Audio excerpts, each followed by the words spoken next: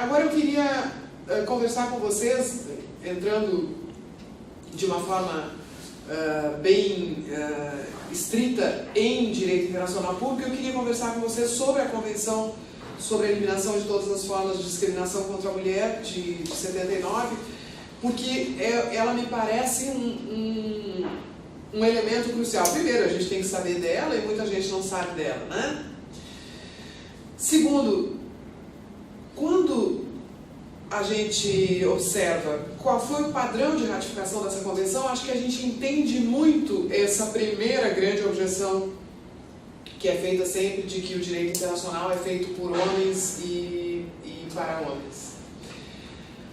Primeiro, a ideia de tratar separadamente a questão dos direitos da mulher e ter um único órgão de controle de aplicação de uma convenção internacional, que é a o comitê que controla a aplicação da convenção, que tem uma maioria de mulheres, né? Pois, de forma generalizada, as instâncias internacionais têm uma composição com maioria masculina e não de mulheres. E nem falam em representação de transexuais, enfim, ainda muito distante, embora essa convenção e outros textos e programas contra a discriminação representem uma conquista em evolução constante, nós ainda estamos muito longe de transformar essas conquistas numa presença de diversidade de gênero mais significativa nas instâncias internacionais.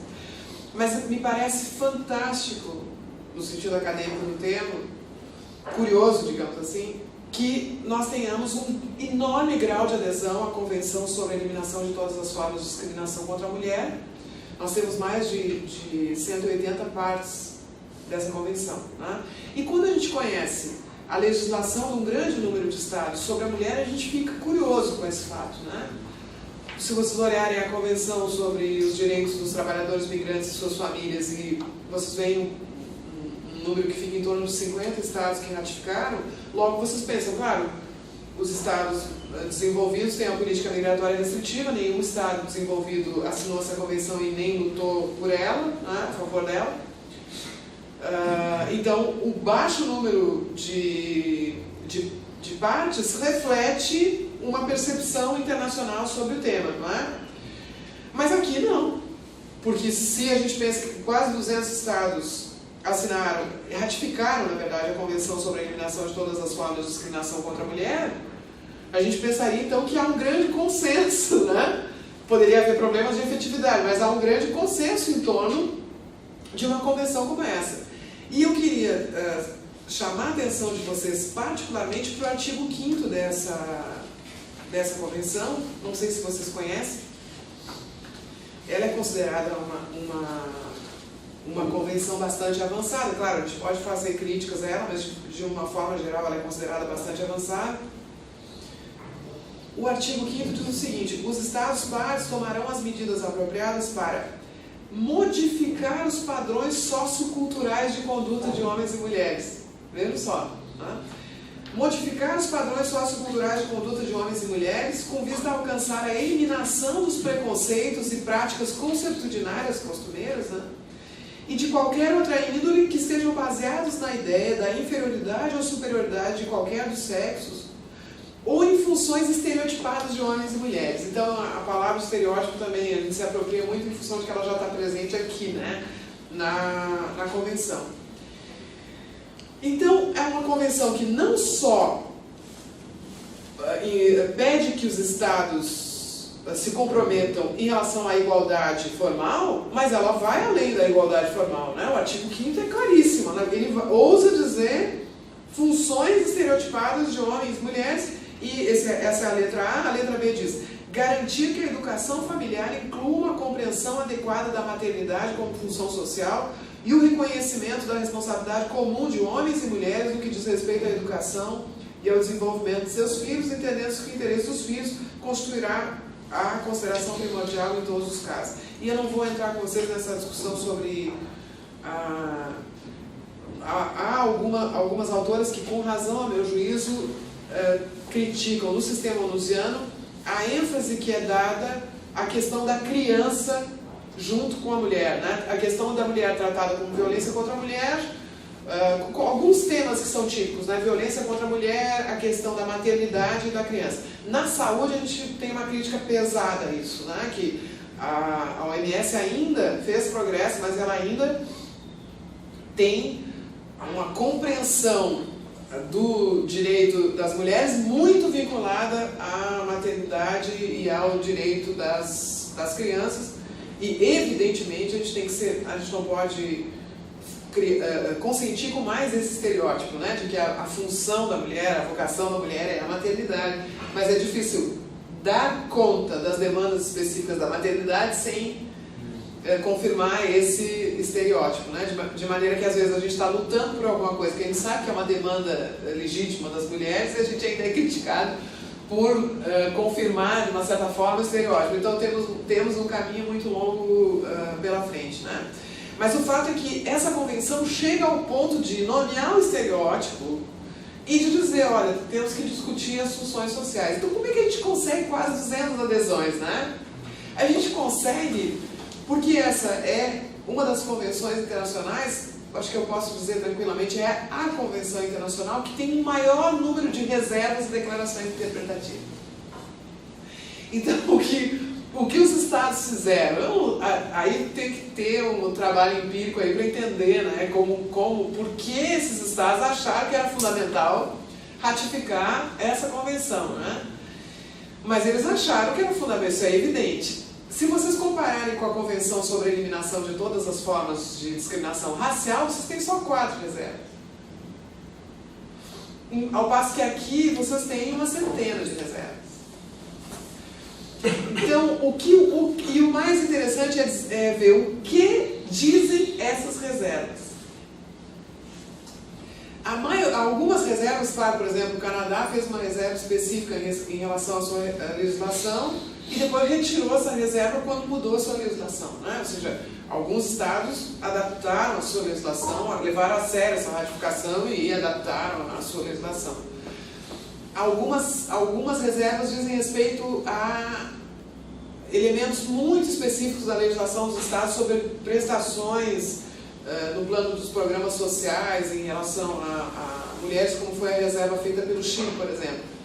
Mas um grande número das reservas dos países que têm justamente atribuem à mulher um outro estatuto jurídico, dizem o seguinte: essa convenção se aplica naquilo que ela for compatível com a nossa ordem jurídica. Põe reserva, né, geral nisso. Então é o seguinte, eu não vou nem discutir com você, né? Eu não vou discutir, eu simplesmente digo, ela se aplica na medida em que ela for compatível. O que,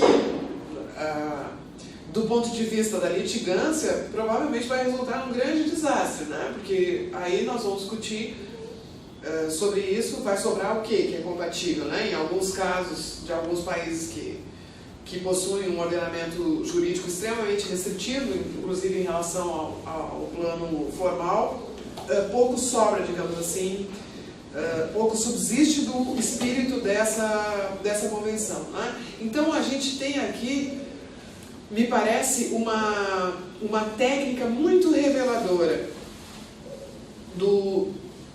de como os estados encaram ou não encaram, né, a questão especificamente da mulher. E quando nós entramos na questão LGBTQ, etc., ainda mais grave, né? Porque aí nós temos, inclusive, há uma vertente da jurisprudência da Corte Europeia de Direitos Humanos que se refere especificamente aos aspectos penais da homossexualidade, né? Porque aí nós vamos nos enfrentar de uma maneira muito,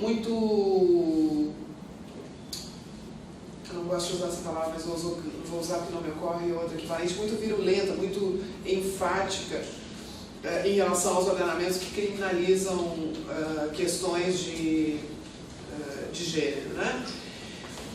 Em síntese, o que a gente encontra aqui em relação a essa convenção é uma convenção avançada que encontra uma resposta complexa por parte dos estados e um questionamento também de que, mesmo que nós conseguíssemos, vamos supor que a gente conseguisse uma ratificação dessa convenção que não fosse tão cheia de declarações de interpretação de reserva, essa convenção seria suficiente para dizer que o direito internacional leva em conta as questões de gênero, em outras palavras, os limites do direito internacional e da evolução convencional são evidentes. Mas há um debate também sobre estratégias. O caminho é obter convenções desse tipo, replicar nas regiões convenções desse tipo, ou o caminho é questionar o conjunto do direito internacional e para onde ele tem caminhado como um direito que, no seu conjunto, confirma uma ordem que é reprodutora de toda forma de opressão em relação às minorias, inclusive na questão de gênero. Então esse debate está colocado, isso aparece também no outro texto, mas eu acho que eu já falei demais. Acho que a gente podia então ficar por aqui e discutir, se vocês quiserem, essas questões, tendo toda a consciência de que é só uma primeira abordagem desse tema e que existe muito para a gente discutir daqui para frente a respeito, talvez não sob a forma de uma disciplina, mas a gente podia fazer um mini curso, ou fazer um workshop, ou um encontro para discutir essas questões, talvez junto com